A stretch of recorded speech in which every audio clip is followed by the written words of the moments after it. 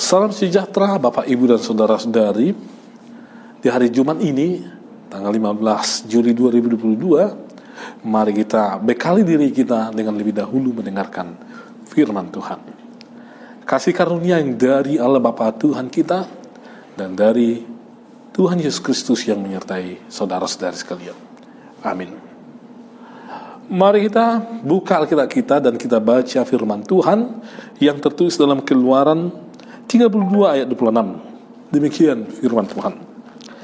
Maka berdirilah Musa di pintu gerbang perkemahan itu serta berkata, siapa yang memihak kepada Tuhan, datanglah kepadaku.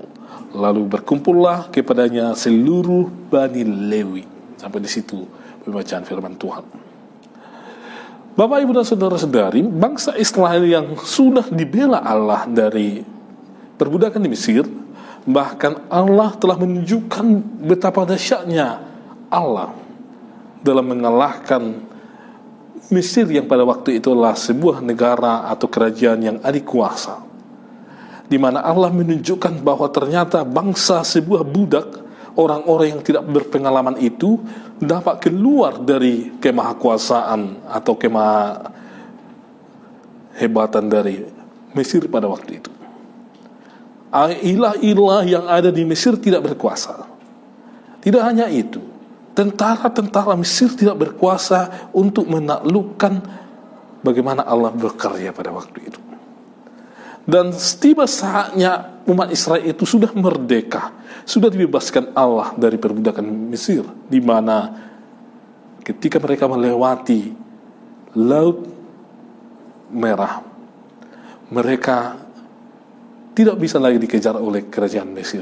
Dan itu tandanya bahwa penderitaan mereka, kematian mereka berakhir, dan mereka akan memulai kehidupan yang baru, di mana Allah menjadi Tuhan bagi mereka, Allah menjadi pemimpin bagi mereka, Allah menjadi pembela bagi mereka.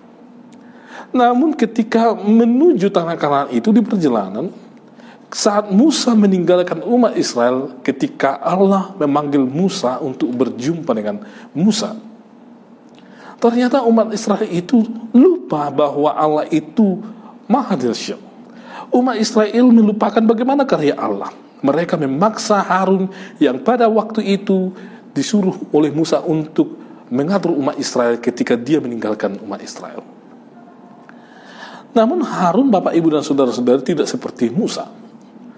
Harun mudah digoyahkan oleh bangsa itu pada waktu itu. Harun bukan pemimpin yang tegas, yang mau berdiri tegar menghadapi bangsa itu. Harun malah membiarkan umat itu untuk membuat patung sesembahan mereka dan melupakan Allah. Mereka menciptakan Allah mereka sendiri, dan Allah yang ternyata sebelumnya sudah mereka rasakan, Allah yang ternyata sebelumnya sudah bekerja keras untuk membela dan mengeluarkan umat Israel itu, tiba-tiba mereka lupakan, Bapak, Ibu, dan saudara-saudari. Dan saat Musa turun dari Gunung Sinai dan menyatakan bahwa siapa yang memihak kepada Allah, silahkan datang kepadaku. Apa yang terjadi? Dari 12 suku marga orang Israel, hanya satu suku yang datang kepada Musa. Selebihnya mereka tidak mau datang menghampiri Musa. Ada hal yang menarik di sini, Bapak, Ibu, dan saudara-saudari, yang kita bisa lihat, di mana 12-1 suara terbanyak dibanding dengan minoritas, mayoritas dibanding dengan minoritas.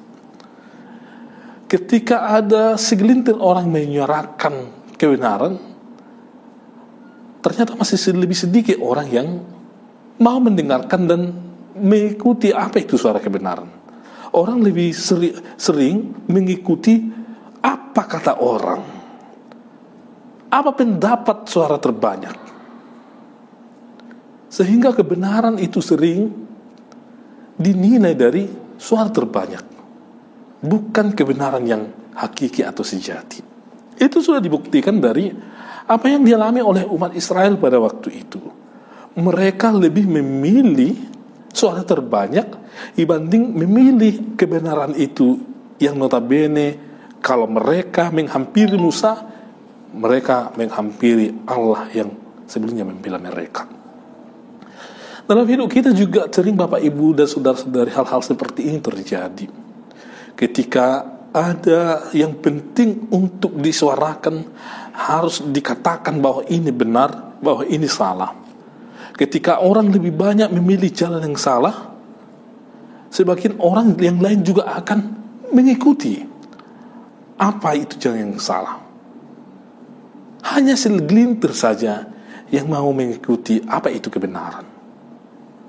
Untuk itu Bapak Ibu dan saudara-saudari, dari firman Tuhan hari ini, kalau Allah memanggil kita untuk berjalan di jalan kebenaran, mari kita langkahkan kaki kita untuk berjalan-jalan kebenaran itu.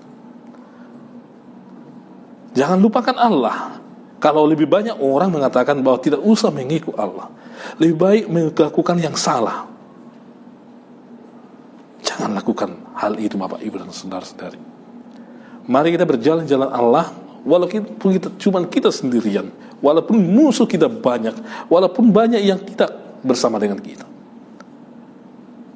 Karena kita lihat ternyata kemudian Allah yang membela umat Israel. Allah yang menjadikan kaum Lewi menjadi orang-orang yang duduk menjadi perantara antara Tuhan dengan umat Israel, atau umat Israel dengan Tuhan. Itu yang pertama Bapak Ibu dan saudara-saudari. Jangan karena suara terbanyak kita malah ikut itu, walau suara terbanyak itu belum tentu yang disuarakan adalah yang benar. Yang kedua Bapak Ibu dan saudara-saudari, tetaplah tegar. Musa tetap tegar walaupun hanya dia yang menyatakan bahwa Allah yang benar. Harus mengikut Allah. Dia tidak mudah terprovokasi, dia tidak takut, dia tidak mudah atau tidak takut melihat kerumunan massa yang pada waktu itu sudah meninggalkan Allah. Musa tetap menyerahkan bahwa hanya Allah yang harus kita ikuti, bahwa harus memihak kepada Allah. Dalam hidup kita juga Bapak Ibu dan saudara-saudari, tetaplah tegar, tetaplah percaya kepada Tuhan, tetaplah melakukan yang baik dan yang benar, tetaplah setia kepada Tuhan. Walaupun banyak orang yang menggoda saudara-saudari, walaupun banyak orang yang melukai kita, tetaplah tegar. Karena di ujungnya umat Israel dibela oleh Tuhan, kita juga akan dibela oleh Tuhan. Musa dibela oleh Tuhan, apapun yang terjadi, kita juga akan dibela oleh Tuhan bila kita tetap tegar bersama-sama dengan Tuhan. Tuhan tidak buta, dan Tuhan memperhatikan orang-orang yang setia kepadanya, yang tidak memihak kepada sesuatu yang jahat, tapi yang memihak kepada Tuhan. Amin.